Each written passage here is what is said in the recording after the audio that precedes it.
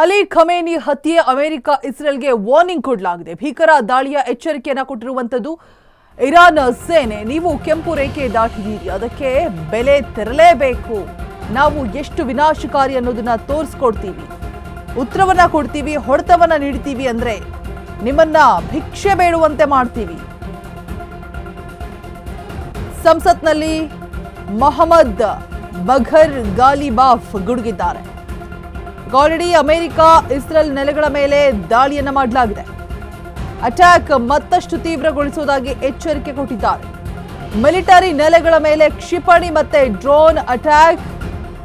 Tell Aviv ಸೇರಿ ಪ್ರಮುಖ ನಗರಗಳನ್ನ ಗುರಿಯಾಗಿಸಿ ದಾಳಿ ಮಾಡಲಾಗಿದೆ.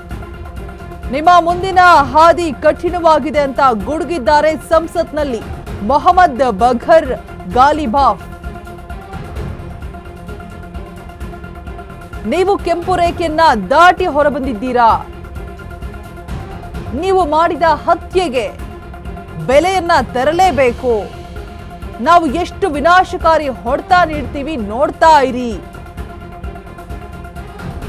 ನೀವೆಲ್ಲರೂ ಭಿಕ್ಷೆ ಬೇಡಬೇಕು, ಆ ಪರಿಸ್ಥಿತಿಗೆ ತಂದಿಡ್ತೀವಿ.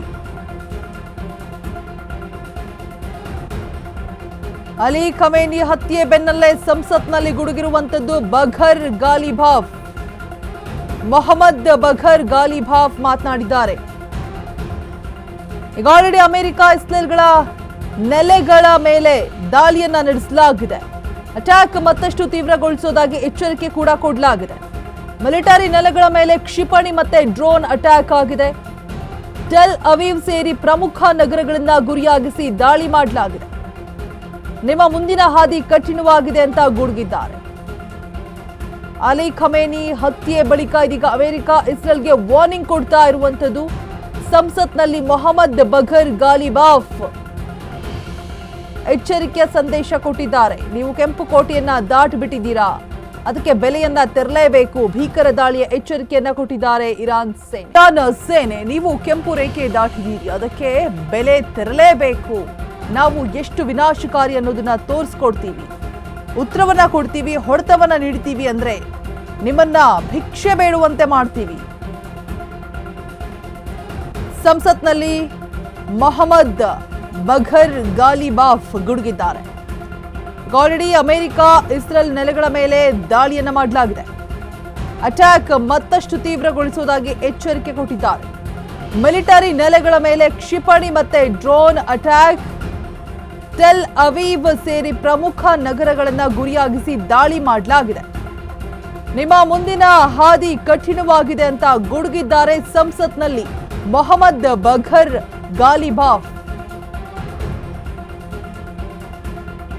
ನೀವು ಕೆಂಪು ರೇಖೆಯನ್ನ ದಾಟಿ ಹೊರಬಂದಿದ್ದೀರಾ. ನೀವು ಮಾಡಿದ ಹತ್ಯೆಗೆ ಬೆಲೆಯನ್ನ ತೆರಲೇಬೇಕು. ನಾವು ಎಷ್ಟು ವಿನಾಶಕಾರಿ ಹೊಡೆತ ನೀಡ್ತೀವಿ ನೋಡ್ತಾ ಇರಿ. ನೀವೆಲ್ಲರೂ ಭಿಕ್ಷೆ ಬೇಡಬೇಕು, ಆ ಪರಿಸ್ಥಿತಿಗೆ ತಂದಿಡ್ತೀವಿ.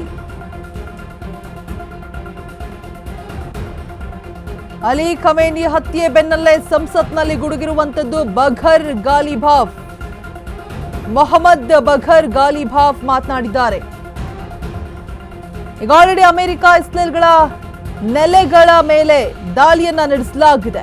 ಅಟ್ಯಾಕ್ ಮತ್ತಷ್ಟು ತೀವ್ರಗೊಳಿಸುವುದಾಗಿ ಎಚ್ಚರಿಕೆ ಕೂಡ ಕೊಡಲಾಗಿದೆ. ಮಿಲಿಟರಿ ನೆಲೆಗಳ ಮೇಲೆ ಕ್ಷಿಪಣಿ ಮತ್ತೆ ಡ್ರೋನ್ ಅಟ್ಯಾಕ್ ಆಗಿದೆ. ಟೆಲ್ ಅವೀವ್ ಸೇರಿ ಪ್ರಮುಖ ನಗರಗಳನ್ನ ಗುರಿಯಾಗಿಸಿ ದಾಳಿ ಮಾಡಲಾಗಿದೆ.